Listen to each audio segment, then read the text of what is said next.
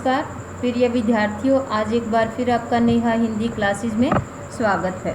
बच्चों, आज हम हिंदी की पाठ्य पुस्तक शिखर में वीर नामक कविता पढ़ेंगे और इसके कवि है रामधारी सिंह दिनकर। इसमें कवि ने बताया है कि सच्चा वीर वही कहलाता है जो बड़ी से बड़ी विपत्ति या संकट को मुस्कुराकर गले से लगाता है और धैर्य एवं साहस से उसका सामना करता है और विपरीत परिस्थितियों को भी अपने अनुकूल बना लेता है। यह कविता ऐसे ही सच्चे वीरों का यशोगान कर रही है।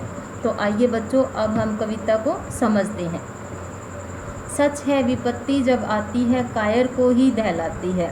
सच है विपत्ति, विपत्ति का मीनिंग क्या होता है? मुसीबत। कायर को दहलाती है, दहलाती है कमज़ोर, यानी कि कमज़ोर उससे घबरा जाता है। इसमें कवि दिनकर जी कहते हैं कि मुसीबत जब आती है तब कमज़ोर व्यक्ति या कायर व्यक्ति उससे घबरा जाता है। सूरमा नहीं विचलित होते, सूरमा होते सूरवीर, क्षण एक नहीं धीरज खोते। धीरज का मीनिंग होता है धैर्य।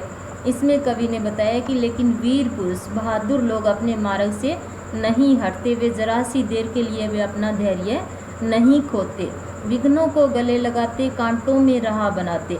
वे विघ्नों या मुसीबतों को धैर्य से अपनाकर उनका सामना करते हुए उनका समाधान ढूंढते हैं और कांटों में भी अपना रास्ता बना लेते हैं। इसमें कवि यही कहना चाहता है कि समस्याओं को ठीक प्रकार से हल कर लेते हैं। मुँह से न कभी उफ कहते, संकट का चरण न गहते हैं। जो आ पड़ता सब सहते हैं, उद्योग निरत नित रहते हैं। शूलों का मूल नसाते, बढ़ खुद विपत्ति पर छाते हैं।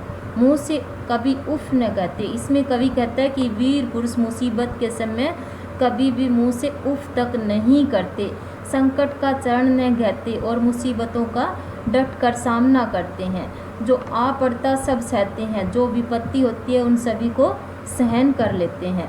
उद्योग निरत नित रहते हैं और अपने कार्य में लगातार लगे रहते हैं। शूलों का मूल नसाते, बढ़ खुद विपत्ति पर छाते हैं और वीर पुरुष कांटों को भी जड़ से उखाड़ फेंकते हैं और आगे बढ़कर विपत्ति को समाप्त कर देते हैं या नष्ट कर देते हैं।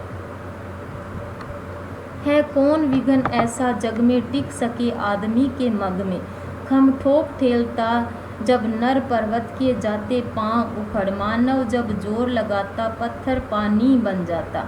है कौन विघन, विघन होता है बाधा या मुसीबत। जग में, जग होता है संसार, टिक सके आदमी के मग में, मग होता है रास्ता। इसमें कवि दिनकर जी कहते हैं कि कोई भी मुसीबत ऐसी नहीं है जो बहादुर आदमी का रास्ता रोक सके।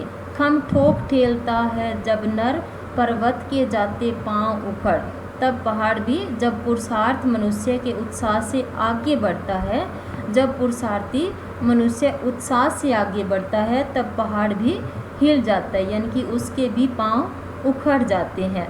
मानव जब जोर लगाता पत्थर पानी बन जाता। मनुष्य जब अपनी कार्य क्षमता प्रदर्शित करता है तब कठिन काम भी आसान हो जाता है। जैसे बर्फ़ पिघलकर, यानी कि बर्फ़ पत्थर के समान ही होती है, वो पिघलकर पानी का रूप ले लेती है। गुण बड़े एक से एक परखर है, परखर होता है तेज। छिपे मानवों के भीतर मेहंदी में जैसे लाली हो, वर्तिका बीच उजियाली हो। वर्तिका होती है जो दिए में बत्ती होती है, उसे कहते हैं वर्तिका। बत्ती नहीं जो जलता, रोशनी नहीं वह पाता है। गुण बड़े एक से एक परखर है। इसमें कवि दिनकर जी कहते हैं कि मानव में अनेक गुण ठीक उसी प्रकार छिपे हुए रहते हैं। मेहंदी में जैसे लाली हो, जैसे मेहंदी में लालिमा हो, वर्तिका बीच उजियाली हो और दीपक की बाती में प्रकाश हो। बत्ती जो नहीं जलाता, रोशनी नहीं वह पाता है।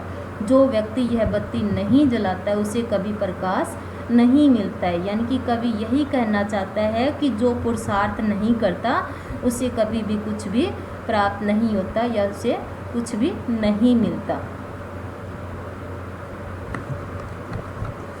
उम्मीद करती हूँ कि आपको ये कविता समझ आई होगी। अगर फिर भी आपको कोई डाउट है तो आप मुझे कमेंट करके पूछ सकते हैं। तो बच्चों, फिर मिलेंगे एक नए टॉपिक के साथ। Thank you.